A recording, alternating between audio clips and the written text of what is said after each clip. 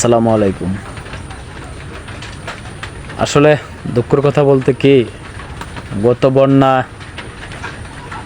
১-১৫ দিন হয় নাই যে বন্যাটা গেছে, আবার সেই পানি আবার চলে আসলো বাড়ির কাছে।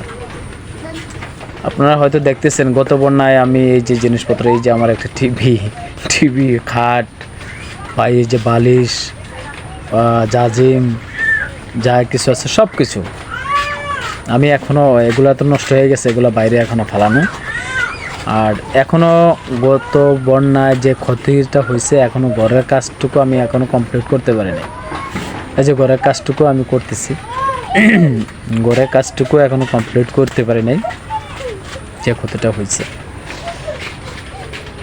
আর এই যে দেখতেছেন ওইদিকে যে পানি, এখন যে রাস্তা, এই যে রাস্তার মাঝে এখন বর্তমানে বুক পানি আছে, বুকের সমান পানি আছে এখন বর্তমানে রাস্তায়। আর এই যে এখন এই যে মিস্ত্রিও কাজ এখনও করতেছে, এই কাজ করার মাঝে এখনও ঘরের কাজ এখনও করার মাঝেই পানিটা আবার চলে আসলো। এখন বলেন, হাসিও লাগে আসলে দুঃখ লাগে, এই যে পানিটা উঠানোর মাঝে, এই পরিস্থিতির মাঝে আসলে আমরা কিভাবে বাস করব, আমরা এইটাই চিন্তা করে পাইতেছি না। শুধু আমি একা না, আমি আমার একার কথা বলতেছি না, এই এলাকাটাই এমনই, পাহাড়ে ডলে কদিন পর পর এই যে পাহাড়ে ডলে আমাদেরকে এই ক্ষতিগ্রস্ত। কীভাবে যে কী করি আসলে মাথায় খুলে উঠতে পারতেছি না। আমি গত বন্যায় আপনারা হয়তো একটা ভিডিও দেখছেন, আমি ভিডিওটা ছাড়ছিলাম। আসলে আমি শেয়ার করতেছি আপনাদের কাছে, আবার অন্য কেউ অন্য মাইন্ডে নেবেন না, কেউ কোনো মাইন্ডে নেবেন না। আমি আমার এমনিতেই আমার আসলে কষ্টগুলো আমি শেয়ার করতেছি আপনাদের কাছে। যে গত বন্যায় আমি যে একটা ক্ষতি হয়েছে যা বলার বাইরে, আমার পরনের কাপড়টা ছাড়া কিছু রয় নাই, যেটা সত্য কথা। যাই হোক, সেই বন্যা কাটিয়ে আমি এখন আবার ঘরের কাজ করাচ্ছি আর কি। থাকার মতো তো একটা পরিবেশ করতে হবে, সেই কাজটুকু করাচ্ছি। আমার এটা নতুন বাড়ি, আমার এই বাড়িটা হচ্ছে নতুন বাড়ি। আমার পুরান বাড়ি তো সামনে, এই যে দেখা যাচ্ছে ইয়েতে পুরান বাড়িটা আমার সামনে আছে। এটা হচ্ছে আমাদের নতুন বাড়ি, আমি নতুন বাড়িতেই আছি। তো নতুন বাড়ি এমনিতেই মাটি তো বুঝে নেই তো রিস্ক কতটুকু। তারপরও 3 বছর হয়ে গেছে বাড়ি, 3-4 বছর হয়ে গেছে এই বাড়ির বয়স। এখনো এত রিস্কের মাঝে আছি যা বলা যায়। যাই হোক, তারপরে একটা কষ্ট লাগে যে এই যে বন্যা, এই যে রাস্তা, মেন রাস্তাটা দেখতেছেন, মেন রাস্তা এখন পানি, বর্তমানে মানুষের মাছ মারতেছে। এখন কষ্ট লাগতেছে এটাই যে বন্যার পানিগুলা কয়দিন পর পর এই 6টা মাস এত একটা বিরক্ত করতেছে। ইচ্ছে করে মাঝে মাঝে যে আসলে বাপদাদার বিঠা রাইখা কোথাও চলে যায়। আবারও যে মাটির টানটা আবার ছাড়ে না। এই যে দেখেন আমার এগুলা সব ভাঙ্গা চূড়া পানিয়ে গত বন্যায় নিয়ে গেছে। এখনো পরিষ্কার ক্লিয়ার করতে পারি না কোনো কিছু, ক্লিয়ার করি নাই। আমি ঘরের কাজটাই এখনো কমপ্লিট করতে পারি নাই। যে 15 দিনের যাবত এই মিস্ত্রি আসে না, এই অবস্থা, এই হাল অবস্থায় আছে। এখন ঘরের কাজটাও ক্লিয়ার করি নাই। এই যে ভিতরের আমি আপনাদেরকে দেখাচ্ছি ভিতরে, তা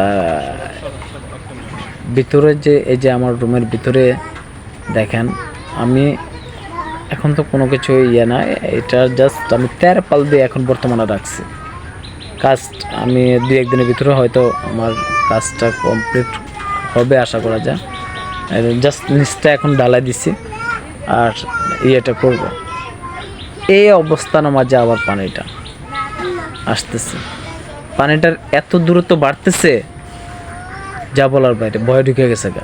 আল্লাহ জানে আবার কোন গতিতে নিয়ে, আল্লাহ কোন গতিতে নিয়ে ফেলায়, কে আল্লাহ কি থামবে পানিটা, না এই গতিতে চলে যাবে আবার আগের মতো আবার করে নেয়, আল্লাহ জানে।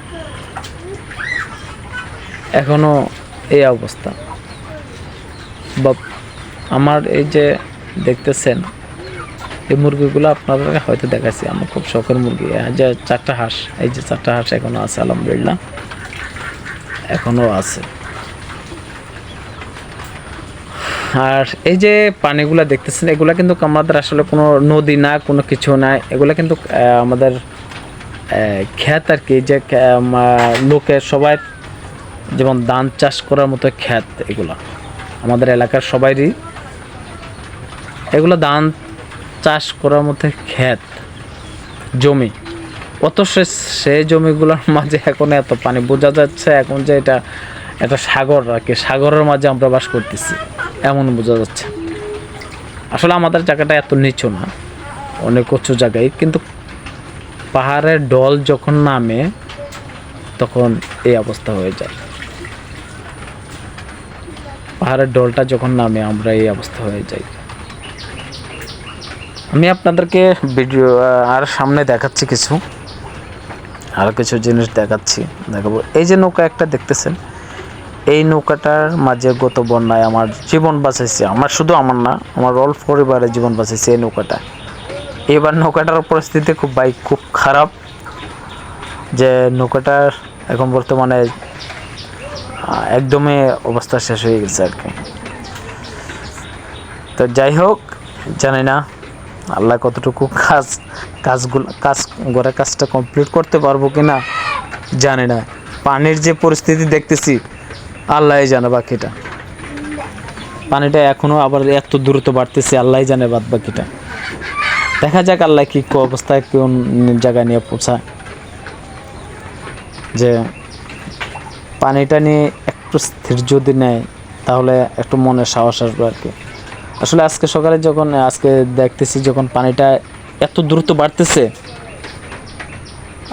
আমি কি বলবো আপনাদেরকে, সকালবেলায় আমি এই রাস্তার মাঝে কোনো পানি দেখিনি, সেই রাস্তার মাঝে এখন বুক পানি। এখন দেখেন বর্তমানে উঠানোর মাঝে চলে আসছে পানি। কত বন্যা, এই যে এগুলা দেখতেছেন সব কিছু এগুলো ফালাই দিছি, এগুলো সব ফালাই দিছি, খাট মাঠ যা আছে, এই যে আমার টিভিটা সব ফালাই দিছি, এগুলা সব নষ্ট, এগুলা ফালাই দিছি, এগুলা নিয়ে কোথাও নিয়ে ফালাই দিই, সব ফালাই দিছি এগুলা। এখন আবার এই দেখেন উঠানোর পানি চলে আসছে, কি করে যে বাস করব, কীভাবে যে চলবো আসলে বুঝতে পারতেছে না। আপনারা আসলে কেউ মাইন্ড করবেন না, আসলে আমি আমার কষ্টগুলো শেয়ার করতেছি আর কি, আর আসলে স্মৃতি হিসেবে রেখে দিতেছি ফেসবুকে, ইউটিউবে, এগুলো রেখে দিলাম আর কি। হয়তো বা কোনো এক সময় নায়নাত করে হয়তো দেখতেও পারে, নায়নাতি যদি দেখলে আমরা কেমনভাবে বাস করে আসছি। আসলে আমরা ছোটোবেলায় দেখছি, এত পানি দেখিনি ছোটোবেলায়। আমরা তো বাপ দাদার বিটা আজকে থেকে না, আমাদের বাপের জন্ম, আমাদের জন্ম, দাদার জন্ম, আমরা তো এত পানি দেখিনি, ছোট থেকে বড় হয়েছি, এত পানি দেখিনি। কিন্তু এখন পাহাড়ের ঢল, আগেও তো নামতো পাহাড়ের ঢল, কিন্তু এত পরিমাণ কেন হয় এটাই মাথায় ঢুকতেছে না। এই পানিটা এত পরিমাণ কেন হচ্ছে এটাই মাথায় ঢুকতেছে না। আমার মনে হচ্ছে যে আসলে কি বলবো, আসলে বলার মতো আসলে কিছু মানে মাথায় আসতেছে না, কি যে বলি, এত পরিমাণ পানি। এ দেখেন আমার জাজিমগুলা, একসময় শুয়ে আসছিলাম আর এখন ফালাই দিছি ভাই, ফালাই দিছি, কিছু করার নাই আর, এগুলো ফালাই দিছি। পরনের লুঙ্গিটা ছাড়া, গায়ের জামাটা ছাড়া কিচ্ছু রাখে নাই গত বন্যা। এখন আবার ঠিক করতেছি, কাজ করতেছি, সেই কাজটুকু এখনো আবার কমপ্লিট করতে পারি নাই, কাজটা